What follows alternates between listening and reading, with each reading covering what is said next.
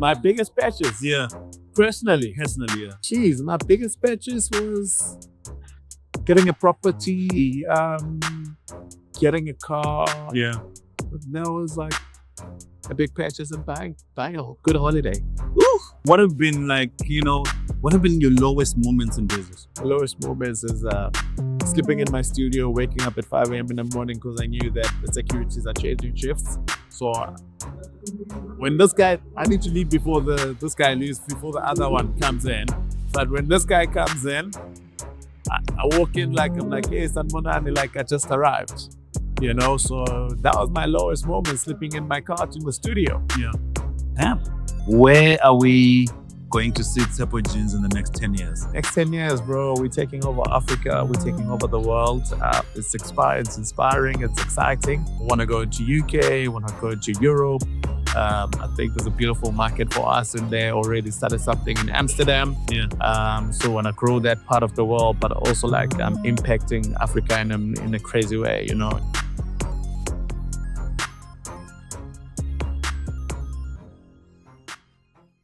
I mean, Tshepo Jean is existing at a time where there's a massive appetite for local streetwear brands. Yeah.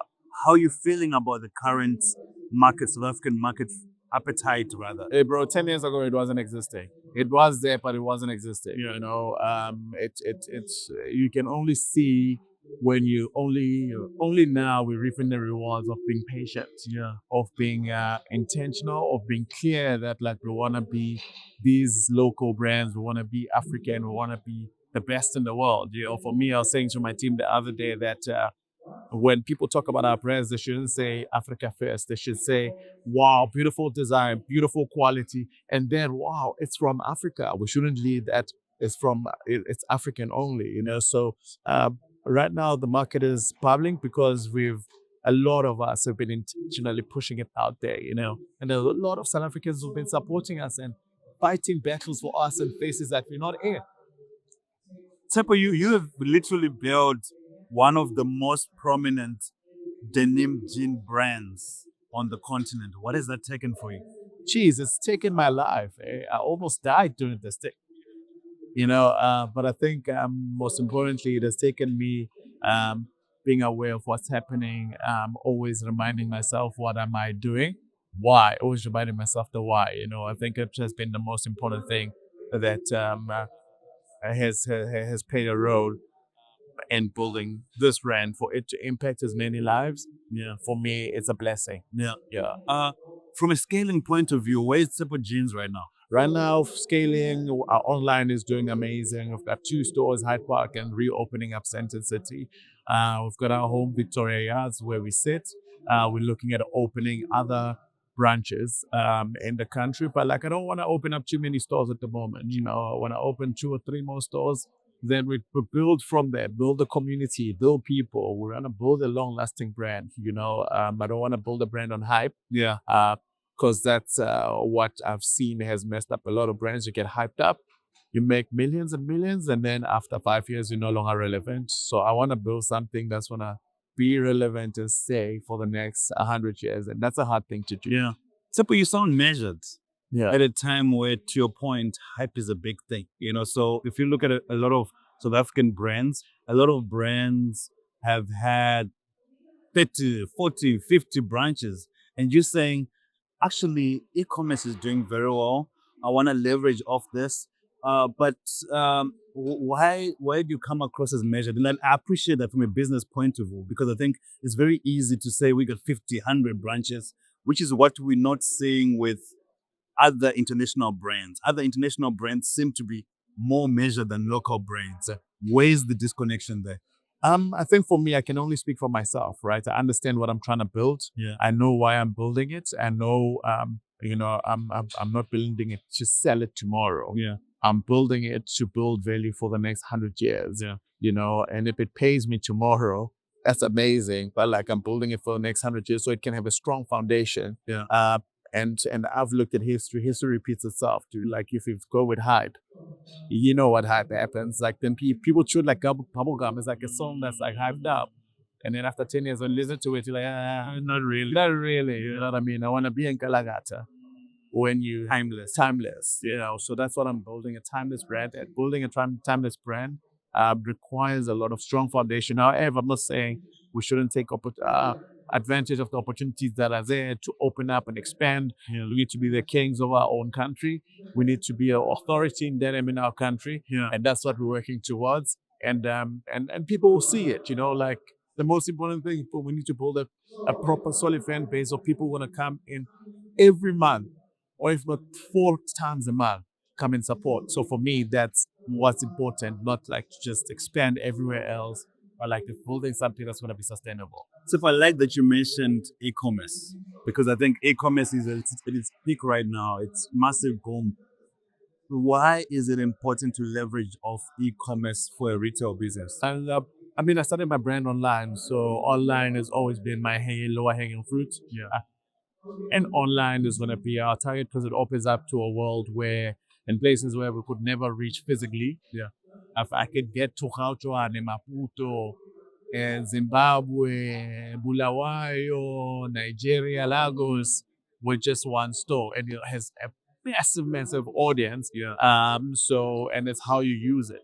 So for me, like, I think e-commerce is the future, and also physical stores are very important. The product I sell, some people want to touch and feel it and try it on. Yeah. And then there's certain pieces of that element that are easy to sell online. Yeah. So, but you come from Tsahani, and I'm quite curious to know, Bana, when you look at your entrepreneurial journey, at what point do you realize Tshepo Jeans is working? At that point, when I got my first salary, when I saw my first pair of jeans, I was like, this thing's gonna work. This thing has potential. Yeah, that's when I saw it. When I sold my first pair, I was like, yes. Because I think that first sale is the one that determines if this is worth doing. This is worth doing or not. But like, what took me to the next level is walking to work every day and seeing the number of people that we employ and the impact that it has in our society.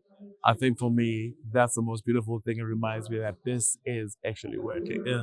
Tshepo, do you remember your biggest patches from Tshepo Jeans, from the success of Tshepo Jeans? What was that one thing you purchased and you're like, damn, I feel a good place right now? My biggest patches? Yeah. Personally, yeah. Jeez, my biggest purchase was my getting a property, getting a car. Yeah. That was like a big purchase and buying a good holiday. Ooh. Yeah. You're like, yeah, this thing is like, I can go on holiday now. Shit. But I'm sure you've had tough times, Tshepo. What have been like, what have been your lowest moments in business? The lowest moments is sleeping in my studio, waking up at 5 a.m. in the morning because I knew that the securities are changing shifts. So when I need to leave before this guy leaves, before the other one comes in. But when this guy comes in, I walk in I'm like, hey, Sanmonani, like I just arrived. So that was my lowest moment, sleeping in my car in the studio. Yeah. Damn. And how long was that period? Jesus, that's it for a good 2-3 months. Damn. Yeah. And I mean, how is that? How does are you able to lean on your friends? What are the lessons you're learning from a relationship? You lean on community. You lean on the people around you. You lean on survival. You lean on that, and you always remind yourself, why am I here for? Why am I here? Why am I here? And that for me has been the most powerful tool. Was like always reminding myself, why am I doing this? Because at those moments, it's easy to like, let me close shop and go home and get a job. Yeah. But you didn't get a job. You kept pushing, and look at you now. Yes, sir. I think a lot of kids are really inspired.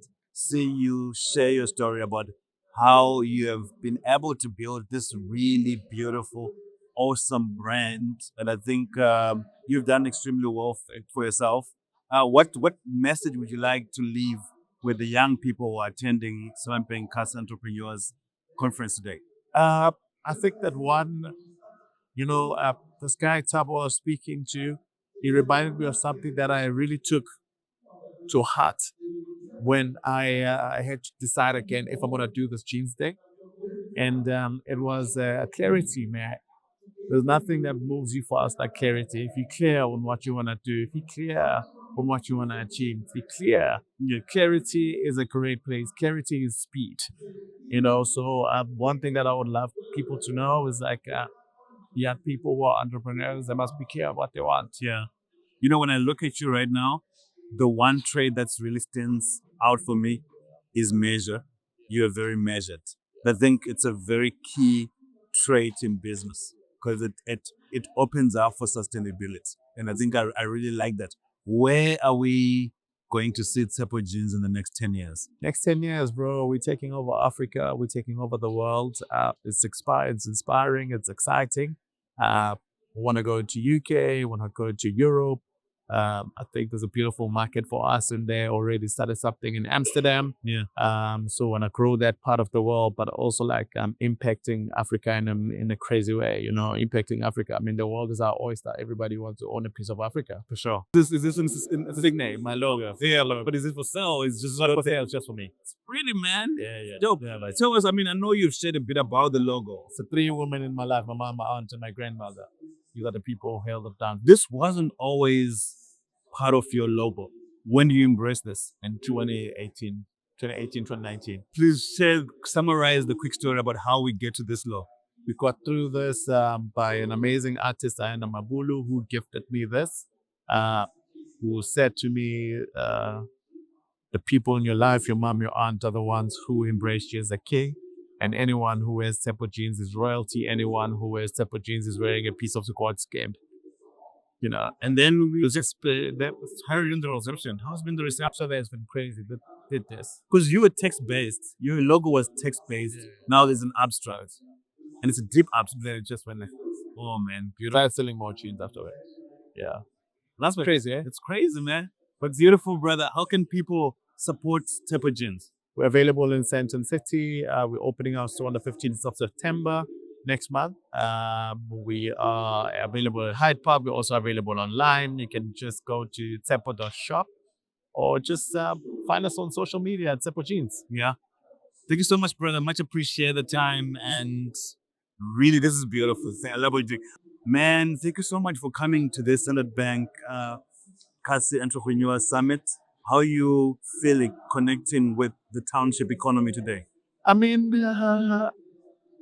it's beautiful that Standard Bank is doing this. I think it's a beautiful initiative that they're showing people in the township that we see you. Yeah. I think a lot of Black entrepreneurs or people who are in the township who are entrepreneurs feel like institutions like these, Standard Bank, who are big, they don't see them. So this is a I see you moment, and I think entrepreneurs should take advantage of this. Yeah. When I got an opportunity to be friends with Standard Bank, I took it running. Yeah.